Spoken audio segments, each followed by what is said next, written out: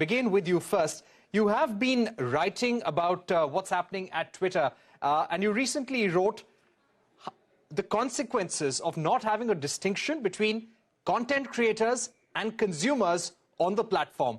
How could this make or break Twitter?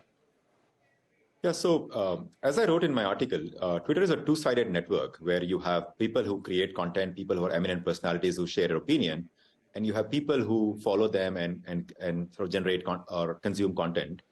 And for this whole two-sided network to work, it is very important to have that distinction so that people who are eminent have a reason to be on the platform versus sharing their knowledge or their views somewhere else. And people on the other side who are the consumer of content need to have a very clear way of knowing who they are following and also ensure that they are able to, sort of show their love and followership to the people that they care about. And that's the genesis of how Twitter came into being, right? It's almost like saying that if you remove the distinction between sellers and buyers on Amazon, would Amazon still be Amazon, right? I mean, so you have to go down to that level saying, how do you preserve and also strengthen this two-sided network? Otherwise, Twitter could go down the same way as, say, MySpace or, say, Orkut in the olden times, right? So there is, just as network effect become better and stronger as more people join, they can also suffer from exponential decay as people start leaving. And that is my biggest fear, that if that is not taken care of, things can be very bad for Twitter. Right, that's an important point because very soon and towards the end of November, they will be launching the $8 subscription service for the blue tick, which really opens it up for everyone. Professor Paul, if I can get you in at this stage, you have been tweeting extensively about what's happening at Twitter, and you have said that he does not understand what it takes to make Twitter work.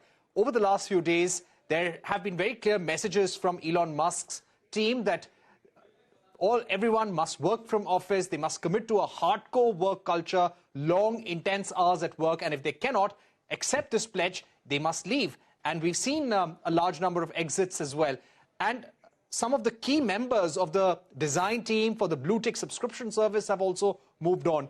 What could this really lead to? Do you think Elon Musk will have an answer to what's happening and how to control things when you have such key people leaving? So I wrote quite a lot about 2 weeks ago when this first thing came through, and almost everything that I've said so far has seemed to come true.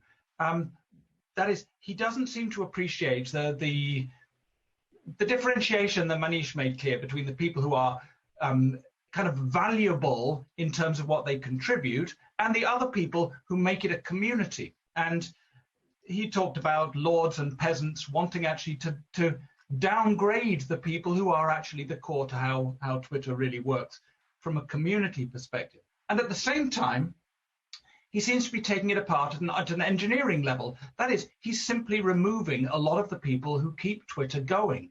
And in essence, what Twitter needs to do in practice, what it's done in the past, is have a simple functional service that people can use that's attractive to the kind of content creators, the kind of, you might call them the stars, the celebrities, but also the journalists, because it's really important that the journalists are part of what makes Twitter work. They just want to be able to use it. And the other people just want to be able to follow those people, get the news in fast time, get the celebrity stuff in fast time, and so on. And if the engineering falls down because he's fired or forced out most of the engineers, then that stops working.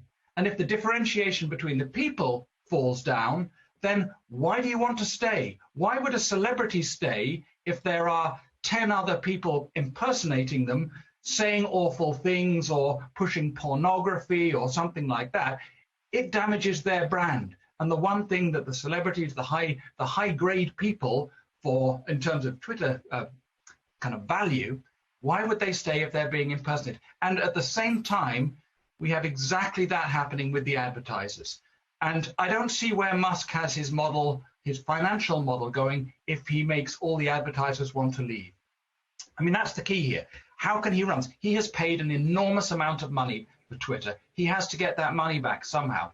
It's always been hard to have a business model for this kind of operation. He's destroying what they've already got. Manish,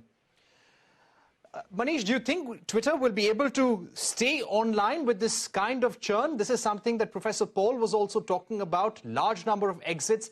Can the organization really function? You're someone who's really familiar with the working of Twitter. Yeah, so it's going to be very painful, right? I mean, at a core, at a function level, things might still work. I mean, the tweets will keep flowing. High number of outages. We're looking at a very high number of outages also, according to some reports. Yeah, it depends on like who is leaving and how critical they are, right? I mean, if there are core engineers who are keeping the site up and running, those people are leaving and there is no backup, then clearly there is a lot more danger that things might stop in the short term. But see, those problems can be fixed very quickly. You can hire another team from the company and fix it. The bigger problem is people who have the know-how and the understanding of how the platform operates, how the interactions happen, how something goes viral, how the trends are created, how the narrative is built. And those who have a relationship with content creators, celebrities, journalists, top politicians, media people, all the people who create value on the platform. And the reason why people come to Twitter is because they get to hear directly from these important people. Now, if people who have those relationships and those know-how, they leave, then building that back up will take time, right? You can't just assume that just because platform is there and it's up and working, all the important people will be there. I mean, there are so many great apps out there. There's a reason why the network effect is benefiting Twitter, and that there's a reason why all the important people find it necessary to be on this platform. If that reason goes away, then very quickly it can be an exponential decline for the platform. The other thing which is very concerning is this whole ultimatum that Elon gave to the employees that either show up at the office or your resignation is accepted. Now that hurts at the core of the culture of Twitter. Now, if you go back to the days, right, when COVID happened, Twitter was the first company that declared that employees can work from anywhere and also forever. In fact, this was a very, very, I would say, monumental or very, very unique announcement that Jack did in those days, that not only you can work from wherever, you can work forever wherever you want to work from. Now, what Elon has done is completely reversed that. Now, over the last 2 years, 3 years, people have really enjoyed being their creative best wherever they were located. There were a lot of remote employees, and Twitter is a global company. So in any team, there will always be people, some people in Europe, some in Asia, and also Twitter had started operating in Africa as well. So clearly people were very productive in the way they were operating, and the company was huge on online collaboration. We used to use Google Docs and Google Tools, and a lot of collaboration used to happen. So people were really into this. And I think forcing everyone to come to office just because there's a physical space will hurt people, not just senior people and managers, but even frontline engineers who really valued their freedom and the creativity and the kind of focus they could have working at a location that was ideal for them. Right. So that to me is a big deal, because now I think you are seeing mass resignation, because if you're someone who is valuable, someone who has great skills, why would you put up with something with an order of this kind, which seems very heavy-handed, very dictatorial?